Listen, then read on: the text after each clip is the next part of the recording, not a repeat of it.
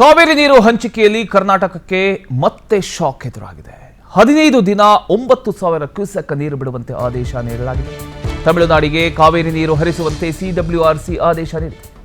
ಬರದಿಂದ ತತ್ತರಿಸಿರತಕ್ಕಂಥ ರಾಜ್ಯಕ್ಕೆ ಸಿಡಬ್ಲ್ಯೂಆರ್ಸಿ ಜಲಾಘಾತ ನೀಡಿರತಕ್ಕಂಥದ್ದು. ಕಾವೇರಿ ನೀರು ಹಂಚಿಕೆ ವಿಚಾರದಲ್ಲಿ ಕರ್ನಾಟಕಕ್ಕೆ ಮತ್ತೊಂದು ಶಾಕ್ ಇದೆ. ಈಗಾಗಲೇ ನೀರಿನ ವಿಚಾರದಲ್ಲಿ ಕಾವೇರಿ ಕೊಳ್ಳದ ರೈತರು ಆತಂಕದಲ್ಲಿದ್ದಾರೆ. ಇದರ ನಡುವೆಯೇ ತಮಿಳುನಾಡಿಗೆ ಮತ್ತೆ ನೀರು ಹರಿಸಬೇಕು ಅಂತ ಸಿಡಬ್ಲ್ಯೂಆರ್ಸಿ ಆದೇಶ ಹೊರಬಿದ್ದಿದೆ. ಅದರಲ್ಲೂ ಕಡಿಮೆ ಪ್ರಮಾಣದಲ್ಲಿ ನೀರಲ್ಲ, 15 ದಿನಗಳ ಕಾಲ ಪ್ರತಿದಿನ 9,000 ಕ್ಯೂಸೆಕ್ ನೀರು ಬಿಡುವಂತೆ ಸೂಚನೆ ನೀಡಲಾಗಿದೆ. ಅಂದರೆ ಮುಂದಿನ 15 ದಿನ ಕರ್ನಾಟಕದಿಂದ ತಮಿಳುನಾಡಿನ ಕಡೆಗೆ ಕಾವೇರಿ ನೀರು ಹರಿಬೇಕಾಗಿದೆ. ಇದರಿಂದ ಸಹಜವಾಗಿಯೇ ಕಾವೇರಿ ಕೊಳ್ಳದ ರೈತರು ಈಗ ಕೆರಳಿದ್ದಾರೆ. ರಾಜ್ಯದಲ್ಲಿ ನೀರಿನ ಪರಿಸ್ಥಿತಿ ಹೀಗಿರುವಾಗ ನಮ್ಮ ರೈತರಿಗೆ ನೀರು ಎಲ್ಲಿಂದ ಕೊಡಬೇಕು, ಬೆಳೆಗಳಿಗೆ ಏನು ಮಾಡಬೇಕು ಅನ್ನುವಂಥ ಪ್ರಶ್ನೆಯನ್ನು ರೈತರು ಈಗ ಸರ್ಕಾರದ ಮುಂದೆ ಇಡ್ತಾ ಇದ್ದಾರೆ. ಒಂದು ಕಡೆ ಮಳೆ ಕೈಕೊಟ್ರೆ ಮತ್ತೊಂದು ಕಡೆ ಜಲಾಶಯದ ನೀರಿನ ಮಟ್ಟದ ಬಗ್ಗೆ ಆತಂಕ ಶುರುವಾಗಿದೆ. ಇದರ ನಡುವೆ ತಮಿಳುನಾಡಿಗೆ ನೀರು ಬಿಡ್ತಕ್ಕಂಥ ಆದೇಶ ಬಂದಿರತಕ್ಕಂಥದ್ದು ರೈತರ ಆಕ್ರೋಶವನ್ನು ಮತ್ತಷ್ಟು ಹೆಚ್ಚು ಮಾಡಿದೆ. ಈಗಾಗಲೇ ಮಂಡ್ಯ ಸೇರಿದಂತೆ ಕಾವೇರಿ ಕೊಳ್ಳದ ಭಾಗಗಳಲ್ಲಿ ನೀರಿನ ವಿಚಾರಕ್ಕೆ ದೊಡ್ಡ ಹೋರಾಟಗಳೇ ನಡೀತಾ ಇದ್ದಾವೆ. ಈಗಲೇ ನಮಗೆ ನೀರಿಲ್ಲ, ಸರಿಯಾದ ರೀತಿಯಲ್ಲಿ ಮಳೆ ಇಲ್ಲ ಅನ್ನುವಂಥ ವಿಚಾರಕ್ಕೆ ಸಂಬಂಧಪಟ್ಟ ಹಾಗೆ ರೈತರು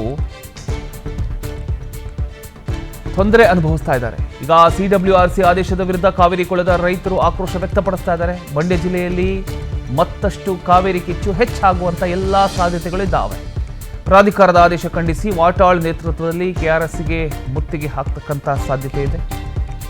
ಶ್ರೀರಂಗಪಟ್ಟಣದಲ್ಲಿ ಹೊಟ್ಟೆ ಮೇಲೆ ತಣ್ಣೀರು ಬಟ್ಟೆ ಪ್ರತಿಭಟನೆ ನಡೆಯುತ್ತೆ.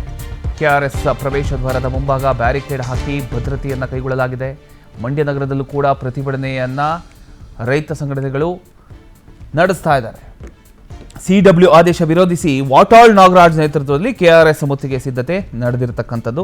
ಇನ್ನೊಂದು ಕಡೆ ಶ್ರೀರಂಗಪಟ್ಟಣದಲ್ಲೂ ಕೂಡ ವಿನೂತನ ಪ್ರತಿಭಟನೆ ನಡೆದಿದೆ. ದೃಶ್ಯದಲ್ಲಿ ಗಮನಿಸ್ತಾ ಇದ್ದೀರಿ. ಹೊಟ್ಟೆ ಮೇಲೆ ತಣ್ಣೀರು ಬಟ್ಟೆ ಹಾಕೊಂಡು ರೈತರು ಪ್ರತಿಭಟನೆ ನಡೆಸಿದ್ದಾರೆ. ಅದರ ಅರ್ಥ ಏನು? ನಮ್ಮ ರೈತರು ನೀರಿಲ್ಲದೆ ಸಂಕಷ್ಟದಲ್ಲಿದ್ದಾರೆ, ಸರ್ಕಾರ ಮಾತ್ರ ತಮಿಳುನಾಡಿಗೆ ನೀರು ಬಿಡ್ತಾ ಇದೆ ಅನ್ನುವಂಥ ಆಕ್ರೋಶವನ್ನ ಈ ರೀತಿಯಲ್ಲಿ ವ್ಯಕ್ತಪಡಿಸ್ತಾ ಇದ್ದಾರೆ. ಇನ್ನು ಪ್ರತಿಭಟನೆ ಹಿನ್ನೆಲೆಯಲ್ಲಿ ಕೆಆರ್ಎಸ್ ಡ್ಯಾಮ್ ಸುತ್ತಮುತ್ತ ಪೊಲೀಸರು ಅಲರ್ಟ್ ಆಗಿದ್ದಾರೆ. ಕೆಆರ್ಎಸ್ ಪ್ರವೇಶ ದ್ವಾರದ ಬಳಿ ಬ್ಯಾರಿಕೇಡ್ ಹಾಕಿ ಬಿಗಿ ಭದ್ರತೆಯನ್ನ ಮಾಡಲಾಗಿದೆ.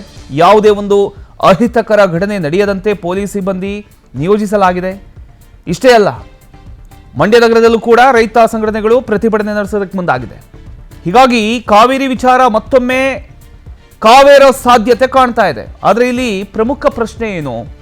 ಸಿಡಬ್ಲ್ಯೂಆರ್ಸಿ ಆದೇಶ ಪಾಲನೆ ಮಾಡಲೇಬೇಕಾದ ಪರಿಸ್ಥಿತಿ ಕರ್ನಾಟಕಕ್ಕೆ ಇದೆಯಾ? ಇನ್ನೊಂದು ಕಡೆ ರಾಜ್ಯದ ಜಲಾಶಯಗಳಲ್ಲಿ ಇರ್ತಕ್ಕಂಥ ನೀರು, ರೈತರ ಬೆಳೆ, ಕುಡಿಯೋ ನೀರಿನ ಅಗತ್ಯ, ಇವೆಲ್ಲವನ್ನ ಸರ್ಕಾರ ಹೇಗೆ ಬ್ಯಾಲೆನ್ಸ್ ಮಾಡುತ್ತೆ? ಎಸ್, ಇದ್ರ ಬಗ್ಗೆ ಇನ್ನಷ್ಟು ಡೀಟೇಲ್ಸ್ ಕೊಡ್ತಾರೆ ನಮ್ಮ ಪ್ರತಿನಿಧಿ ರವಿ ಲಾಲಿಪಾಳ್ಯ. ಎಸ್ ರವಿ, ಈಗ ಸಿಡಬ್ಲ್ಯೂಆರ್ಸಿ ಆದೇಶದ ಬಗ್ಗೆ ಸರ್ಕಾರದ ಮುಂದಿನ ನಿರ್ಧಾರ ಏನು? ಈಗ ರೈತರು ಏನು ಹೇಳ್ತಾರೆ? ಈಗಲೇ ನಾವು ಸಂಕಷ್ಟದಲ್ಲಿದ್ದೀವಿ, ಅಂಥದ್ರಲ್ಲಿ ಈಗ ಮತ್ತೆ ಹರಿಸುವಂಥದ್ದು ನ್ಯಾಯನ ಅಂತ ಕೇಳ್ತಾ ಇದ್ದಾರೆ. ಇದ್ರ ಬಗ್ಗೆ ಇನ್ನಷ್ಟು ಅಪ್ಡೇಟ್ಸ್ ಕೊಡೋದಾದ್ರೆ ರವಿ. ಪ್ರಮೋದ್, ಏನು ಕಳೆದ ಬಾರಿನೂ ಪ್ರಾಧಿಕಾರ ಮತ್ತೆ ಸುಪ್ರೀಂ ಕೋರ್ಟ್ ಅಥವಾ ಕಾವೇರಿ ನೀರು ನಿರ್ವಹಣಾ ಸಮಿತಿ ಈ ಎಲ್ಲವೂ ರಾಜ್ಯ ಸರ್ಕಾರಕ್ಕೆ ಅಂದ್ರೆ ಕರ್ನಾಟಕಕ್ಕೆ ವಿರುದ್ಧವಾಗಿ ತೀರ್ಪನ್ನ ನೀಡಿರ್ತಕ್ಕಂಥದ್ದು ಕಂಡು ಬರ್ತಾ ಇದೆ. ಆದ್ರೆ ಒಂದ್ ಕಡೆ ರಾಜ್ಯ ಸರ್ಕಾರ ನಾವು ಯಾವುದೇ ಕಾರಣಕ್ಕೂ ರಾಜ್ಯದ ಹಿತವನ್ನ ಬಲಿ ಕೊಡಲ್ಲ ಅಂತ ಹೇಳ್ತಾನೆ ಬಂದಿದ್ರು. ಅಂತಿಮವಾಗಿ ಕಾನೂನನ್ನ ಪಾಲನೆ ಮಾಡ್ಲೇಬೇಕಾಗತ್ತೆ ಅಂತಕ್ಕಂತ ಒಂದು ಹೇಳಿಕೆಯನ್ನ ಕೊಡೋದ್ರ ಮೂಲಕ ನೀರನ್ನ ಬಿಟ್ಟು ಈಗ್ಲೂ ನಡ್ಕೊಂಡ್ ಬರ್ತಾ ಇದೆ. ಈಗ್ಲೂ ಕಳೆದ ಬಾರಿ 12,000 ಕ್ಯೂಸೆಕ್ ನೀರು ಬಿಡ್ಬೇಕು ಅಂತ ಹೇಳಿದ್ರು, ಅದನ್ನ ಪಾಲನೆ ಮಾಡ್ಕೊಂಡು ಬರ್ತಾ ಇದ್ದಾರೆ. ಆದ್ರೆ ಇದ್ರ ನಡುವೆ ಕೆಆರ್ಎಸ್ ಡ್ಯಾಮ್ ನಲ್ಲಿ ಇವತ್ತಿಗೆ 108 ಅಡಿಯಷ್ಟು ನೀರು ಸಂಗ್ರಹ ಇದೆ. ಅಂದ್ರೆ ಹೆಚ್ಚಿನ ಪ್ರಮಾಣದ ಹೊರಹರಿವು ಹೋಗ್ತಾ ಇರ್ತಕ್ಕಂಥ ಹಿನ್ನೆಲೆಯಲ್ಲಿ ಕಡಿಮೆ ನೀರಿನ ಪ್ರಮಾಣನೂ ಕಡಿಮೆ ಆಗ್ತಾ ಇದೆ. ಇದ್ರ ನಡುವೆ ಮಂಡ್ಯ ಜಿಲ್ಲೆಯಲ್ಲಿ ನಮ್ಗೆ ಅಂದ್ರೆ ಬೆಳಿಲಿಕ್ಕೆ ನೀರ್ ಕೊಡ್ಬೇಕು ಅಂತ ಹೇಳಿ, ಮುಂಗಾರು ಬೆಳೆ ನಾಟಿ ಮಾಡ್ಲಿಕ್ಕೆ ನೀರ್ ಕೊಡ್ಬೇಕು ಅಂತ ಹೇಳಿ ರೈತರು ಒತ್ತಾಯ ಮಾಡ್ತಾ ಇದ್ರು. ಮೊನ್ನೆ ನಡೆದಂತ ಕಾವೇರಿ ನೀರು ಸಲಹಾ ಸಮಿತಿ ಸಭೆಯಲ್ಲಿ ಕಟ್ಟುನಿಟ್ಟಿನ ಅಂದ್ರೆ ಕಟ್ಟು ಪದ್ಧತಿಯಲ್ಲಿ ನೀರ್ ಕೊಡ್ತೀವಿ 4 ಕಟ್ಟುನ ಅಂತ ಹೇಳಿ ನಿರ್ಧಾರ ಆಗಿದೆ. ಅಂದ್ರೆ ಯಾರು ಕೂಡ ಭತ್ತ ಮತ್ತೆ ಕಬ್ಬನ್ನ ನಾಟಿ ಮಾಡಬೇಡಿ, ಜೊತೆಗೆ ಮಳೆ ಆಶ್ರಿತ ಪ್ರದೇಶ ಅಂದ್ರೆ ಕಡಿಮೆ ನೀರನ್ನ ಪಡಿತಕ್ಕಂಥ ಬೆಳೆಯನ್ನ ಬೆಳಿಬೇಕು ಅಂತ ಹೇಳಿ ಸೂಚನೆಯನ್ನ ಕೊಟ್ಟಿದ್ದಾರೆ.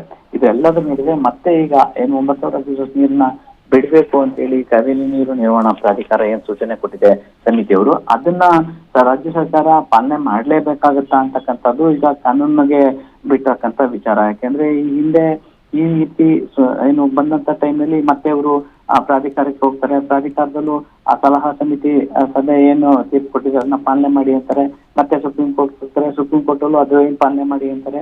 ಇದೇ ನಡ್ಕೊಂಡು ಬರ್ತಾ ಇರ್ತಕ್ಕಂಥ ಹಿನ್ನೆಲೆಯಲ್ಲಿ ಇವ್ರು ಹೋಗ್ತಕ್ಕಂಥದ್ದು ರಾಜ್ಯ ಸರ್ಕಾರ ಮೇಲ್ಮನವಿ ಸಲ್ಲಿಸ್ತಕ್ಕಂಥದ್ದು, ಆ ರಾಜ್ಯ ಸರ್ಕಾರಕ್ಕೆ ಮತ್ತೆ ಆ ಕಡೆ ಸೂಚನೆ ಬರ್ತಕ್ಕಂಥದ್ದು, ಮತ್ತೆ ರಾಜ್ಯ ಸರ್ಕಾರ ಅದನ್ನ ಪಾಲನೆ ಮಾಡ್ತಾ ಬರ್ತಕ್ಕಂಥದ್ದು ಇದು ನಡೀತಾನೆ ಬರ್ತಾ ಇದೆ. ಹೀಗಾಗಿ ಮಂಡ್ಯ ಜಿಲ್ಲೆ ರೈತರು ಮತ್ತೆ ಸಂಘಟನೆ ಹೋರಾಟಗಾರರೆಲ್ಲರೂ ಪ್ರತಿಭಟನೆಯನ್ನ ತೀವ್ರಗೊಳಿಸಬೇಕು ಅಂತೇಳಿ ನಿರ್ಧಾರ ಮಾಡಿದ್ದಾರೆ.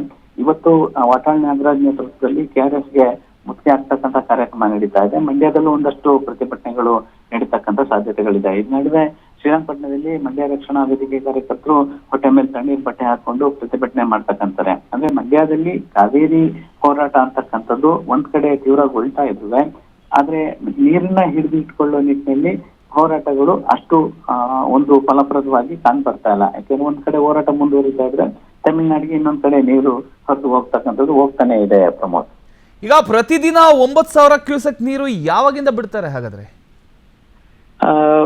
ಪ್ರಮೋದ್, ಈಗ ಸೂಚನೆ ಕೊಟ್ಟಿರ್ತಕ್ಕಂಥದ್ದು ಸಲಹಾ ಸಮಿತಿ ಇವತ್ತಿಂದ ಬಿಡ್ರಿ ಅಂತ ಹೇಳಿ, ಆದ್ರೆ ಇದಕ್ಕೆ ಮೇಲ್ಮನವಿ ಸಲ್ಲಿಸ್ತೀವಿ ಅಂತ ಹೇಳಿ ಮತ್ತೆ ಮೇಲ್ಮನವಿ ಸಲ್ಲಿಸ್ತಾರೆ. ಯಾಕಂದ್ರೆ ಸುಪ್ರೀಂ ಕೋರ್ಟ್ ತೀರ್ಪು ಮತ್ತೆ ಸೋಮವಾರ ಬರ್ಬೇಕು ಅಂತ ಹೇಳಿ ಹೇಳಿದ್ದಾರೆ. ಅಂದ್ರೆ ಸೋಮವಾರ ಮತ್ತೆ ವಿಚಾರಣೆ ಅರ್ಜಿಗೆ ಬಂದ್ರೆ ಆ ಲೆವೆಲ್ಗೆ ಆ ನೇರಕ್ಕೆ ಹೋದ್ರೆ ಮತ್ತೆ ಇವರು ಮೇಲ್ಮನವಿ ಸಲ್ಲಿಸಕ್ ಅಲ್ಲಿಗೆ ಹೋಗ್ತಾರೆ. ಅಂದ್ರೆ ಇನ್ನೊಂದ್ 2-3 ದಿನ ಬಿಟ್ರು ಕೂಡ ಕಾನೂನು ಹೋರಾಟ ಮಾಡ್ತಾ ಇದೀವಿ ಅಂತ ಹೇಳಿ ರಾಜ್ಯ ಸರ್ಕಾರ ನಾವು ಕಾನೂನು ಹೋರಾಟ ಮಾಡ್ತಾ ಇದೀವಿ ಅಂತ ಹೇಳಿ ರೈತರಿಗೆ ಅಥವಾ ಜನಗಳಿಗೆ ತೋರಿಸಿದ್ರು ಒಂದ್ ಕಡೆ, ಇನ್ನೊಂದ್ ಕಡೆ ಅಷ್ಟು ಪ್ರಮಾಣದಲ್ಲಿ ನೀರ್ ಬಿಡಕ್ಕಾಗದೇ ಇದ್ರು ಕಡಿಮೆ ಬಿಡ್ತಾ ಇದೀವಿ ಅಂತಕ್ಕಂಥದ್ದನ್ನ ತೋರಿಸ್ತಕ್ಕಂಥದ್ದು.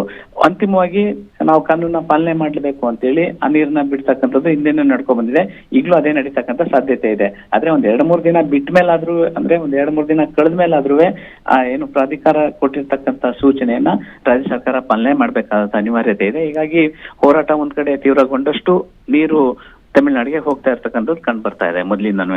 ಪ್ರಮೋದ್, ಓಕೆ, ಥ್ಯಾಂಕ್ ಯು ನಿಮ್ಮೆಲ್ಲ ಮಾಹಿತಿಗಾಗಿ ರವಿ.